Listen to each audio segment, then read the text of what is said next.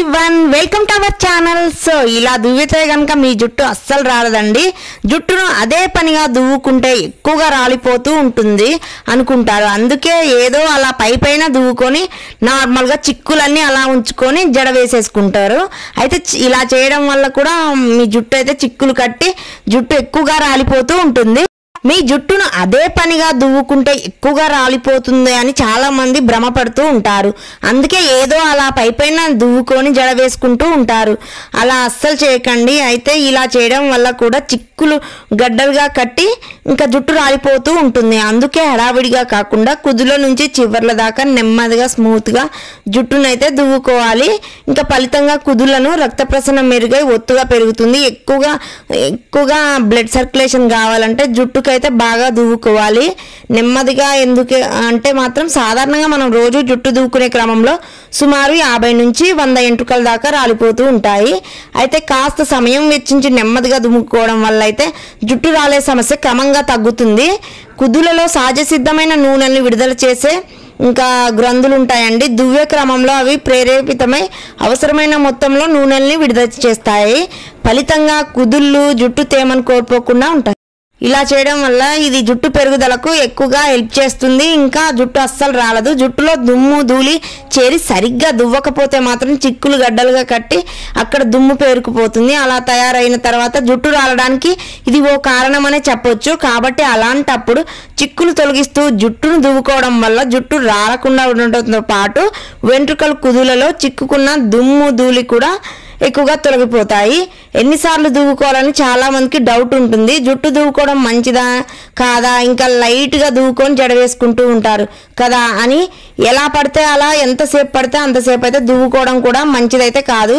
ఎక్కువగా దువ్వుకోవడం కూడా అంత మంచిది కాదు. మరీ చిక్కులన్నీ అలానే ఉంచుకొని జడ వేసుకున్నా కూడా అది కూడా మంచిది కాదు. ఇంకా మంచిగా చిక్కులన్నీ తీసుకుంటేనే జడ అయితే నీట్గా ఉంటుంది. మనకైతే జుట్టు అస్సలు రాలదు. ఎంతసేపు పడితే అంతసేపు అయితే దువ్వకండి.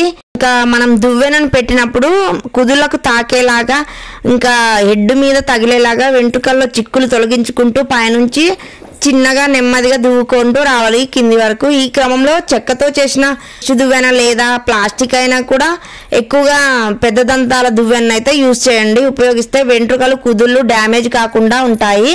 తడి జుట్టు అయితే అస్సలు దువ్వకండి. తడిగా ఉన్న జుట్టుకు ఆరాక మాత్రమే దువ్వుకోండి. అలా వదిలేసి ఉంచండి, ఆరిపోతుంది. చాలా మంది తద్వారా వెంట్రుకలు చిక్కులు కట్టే అవకాశం కూడా ఉంటుంది. అందుకే ఉన్న జుట్టును ఇలా దువ్వుకోండి. ఎలా దువ్వుకోవాలనేది ఇప్పుడు చెప్తాను. ఇంకా తడి జుట్టు ఇలా అయితే క్లీన్గా చేసుకోండి. తలస్నానం చేశాక కండిషనర్ రాసుకోవాలి. ఒకవేళ ఈ అలవాటు లేని వారు దీన్ని వదిలేయచ్చు. ఇంకా ఇప్పుడు బ్రిజిల్స్ మధ్య గ్యాప్ ఎక్కువగా ఉన్న చివర్ల వద్ద మృదువైన బొడిపెల్లా ఉన్న దువ్వెన అయితే తీసుకొని కుదుల వద్ద నుంచి చివర్ల దాకా దువ్వుతూ రావాలి. ఈ క్రమంలో ఎక్కడైనా చిక్కులు కట్టినట్టు అనిపిస్తే వేళ్లతో వాటిని చిన్నగా నెమ్మదిగా తొలగించుకోవాలి. చిక్కులన్నీ తొలగిపోయాక మరొకసారి జుట్టును పైనుంచి కింది వరకు దువ్వుకుంటే సరిపోతుంది. తడి జుట్టు అయితే బలహీనంగా ఉంటుంది కాబట్టి చిక్కులు తొలగించుకునేలా దువ్వుకుంటే చాలు. పొడి జుట్టు కోసం అయితే జడ వేసుకున్నా ముడి వేసుకున్నా వదిలేసినా కూడా జుట్టు ఎక్కువగా చిక్కులు కట్టేసి చివర్ల వద్దే కాబట్టి ముందుగా ఈ భాగంలో చిక్కులు తొలగించుకోవాలి. ఇందుకోసం జుట్టు మధ్య భాగం నుంచి కింది వరకు చిక్కులు తొలగించుకుంటూ నెమ్మదిగా దువ్వుకోవాలి మన జుట్టునైతే.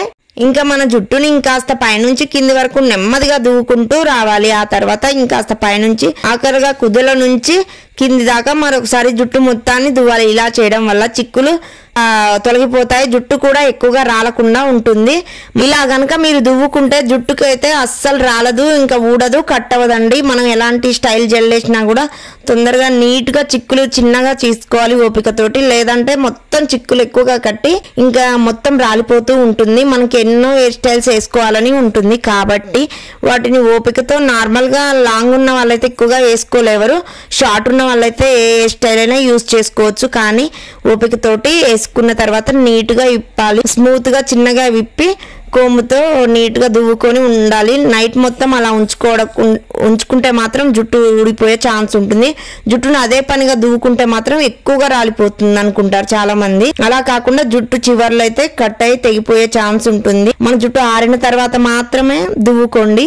చాలా మందికి అందం ఆరోగ్యం కంటే కూడా మనం అందంగా కనిపించడానికి మన జుట్టు ఎంతో ప్రభావితం చేస్తుంది. నిగనిగలాడే నల్లటి వాలుకురులు అంటే ఎవరికి ఇష్టం ఉండదండి చెప్పండి. బాయ్స్ కైనా గర్ల్స్ కైనా యూత్ కి అయితే ఎక్కువగా అట్రాక్ట్ అవుతారు. జుట్టు లాంగ్ గా ఉంటే ఇష్టపడుతూ ఉంటారు. అయితే ఈ రోజులలో ఆహారపు అలవాట్లతో పాటు మారుతున్న జీవనశైలి ప్రభావం కురులపై కూడా ఎక్కువగా పడుతుంది. పొల్యూషన్ వల్ల మన జుట్టు అనేది ఎక్కువగా రాలుతుంది. వీటికి తోడుగా ఇంకా ఈ కాలేజ్ డేస్ లో అయితే ఎక్కువగా చాలా మంది యూత్ అయితే ఇంకా స్టైలింగ్ కోసం అయితే ఈటింగ్ స్టూల్స్ ఉపయోగిస్తూ ఉంటారు.